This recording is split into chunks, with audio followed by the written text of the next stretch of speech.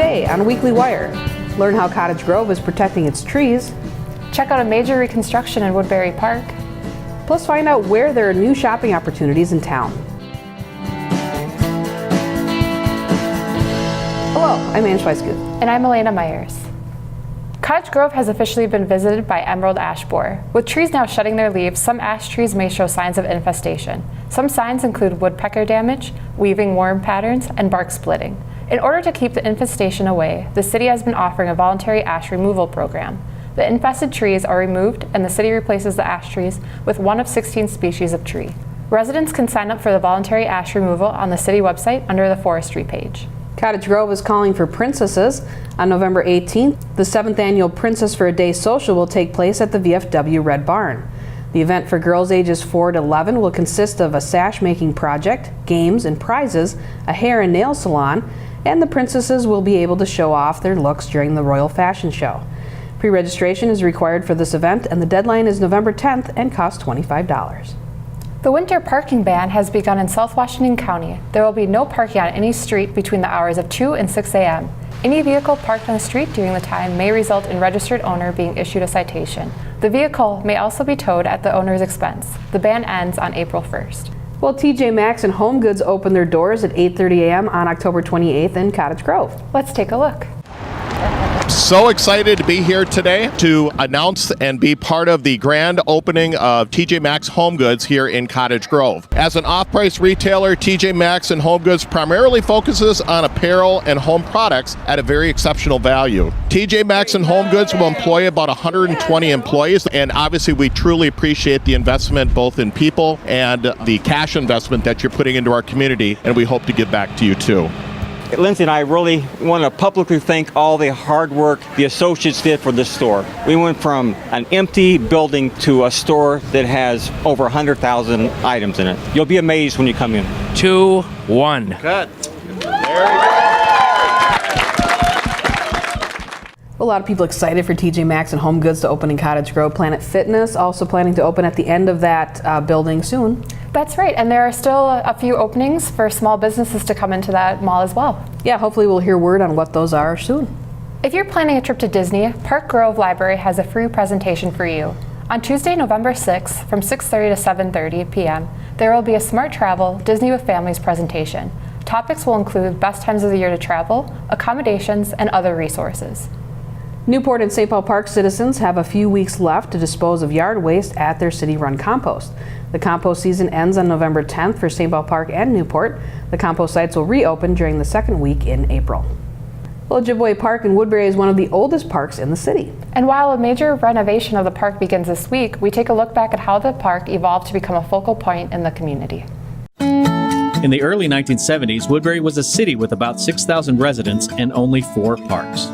With families moving into the new Royal Oaks development, there was a growing desire for more park space. The city was expanding in the early 70s and there was a need for additional park property. The school district was also in need of additional space for a high school. The city and the school district came together and decided to purchase the piece of land where Ojibway Park and Woodbury High School are. City financed it through a 1974 parks referendum. And then they also financed the first phase of the development of Ojibway Park with that referendum. When Ojibway Park opened as Central Park in 1974, it quickly became a gathering place for the community. The new park featured athletic fields, a playground, and a few hockey rinks. It was also the first park to feature a community building that served as a warming house and hosted recreational programs. In the 70s, Ojibway Park was the focal point of the community. The Woodbury Jaycees built the original band shell a few years after it opened, which allowed the park to host community events like the 4th of July celebration and Woodbury Days.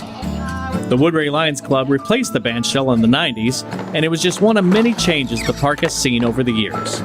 The park actually grew as the city continued to develop further to the east. So the original property we bought was only probably about 40 acres, and now the park is really over 160 acres in size. However, as the park evolved, one thing has remained constant. The park building has remained in place for more than 40 years.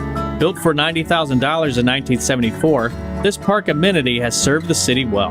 But as the Parks Department continues to look towards the future, some good things must come to an end. The next phase of development will be a significant improvement. We'll really upgrade the building, upgrade the trails and all the features within the core area, do some expansion to meet the needs of the community.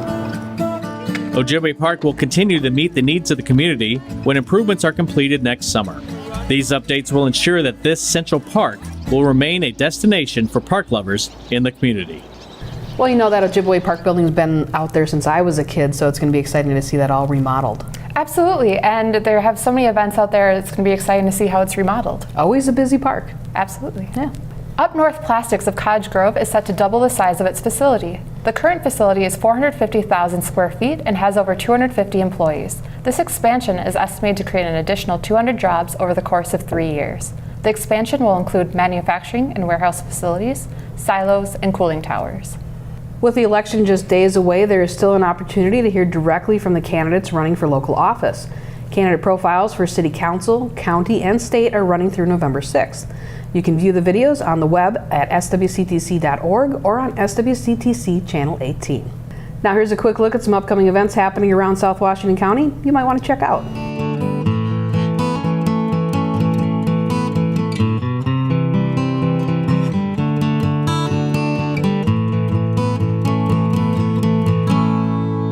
Well, before we go, we just want to remind everybody that Daylight Savings Day is Sunday, November 4th. Be sure to fall back and get that extra hour of sleep.